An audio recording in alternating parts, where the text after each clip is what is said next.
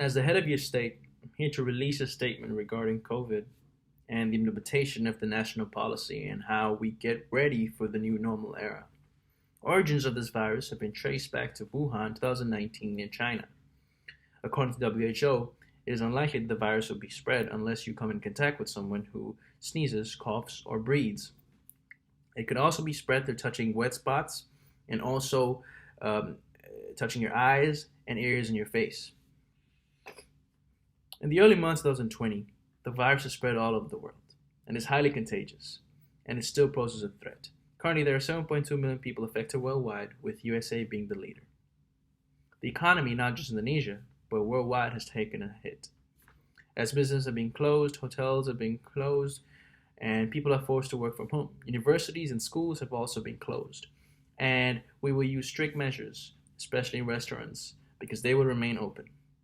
And to protect the virus from escalating, we will make sure that psychologically we win this battle.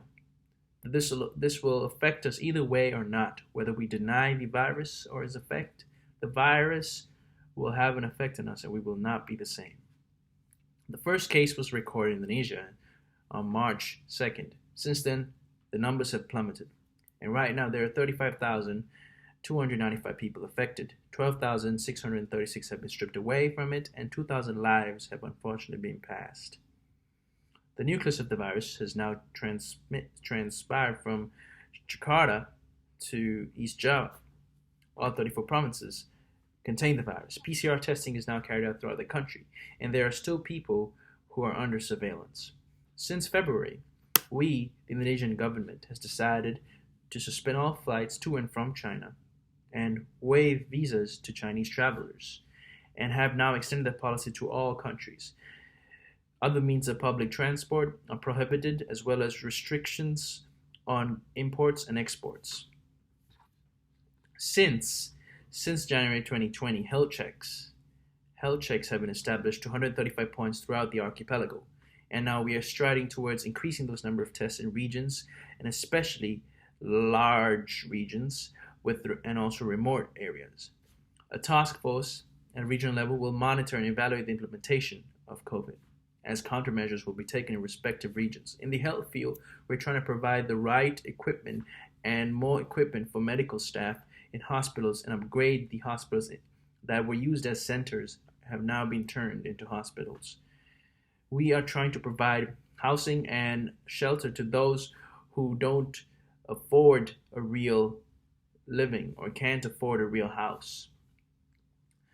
Implementation of social distancing and large-scale lockdowns in countries will be imposed, as well as restrictions on religious activities and social cultural activities, encouraging people to work from home.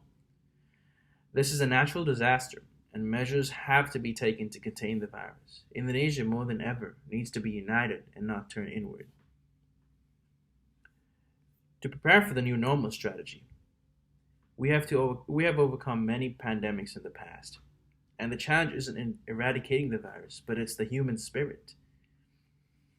As we have lived with our viruses our whole lives, we realize that economy is a strong pillar that keeps Indonesia robust, and we are entering a new phase called new normal.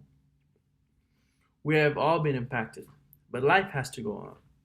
Therefore, lockdown measures will be restricted, but still imposed in areas with cases that are highly active. Malls, businesses, and restaurants will be open, but closed by 6 p.m. Sanitizers and sinks will be available at various locations, but people can only go out if they wear a mask. Universities and schools will remain closed till further notice. However, the Ministry of Education is targeting a late July or August return for schools and a September or October return for universities. The tourist industry, not to mention, has been taking a big hit. Yet we think that the air travel should be restricted internationally. Indonesia will only welcome tourists in the fall. We are not giving up the fight. A new normal era does not mean that we're ignorant.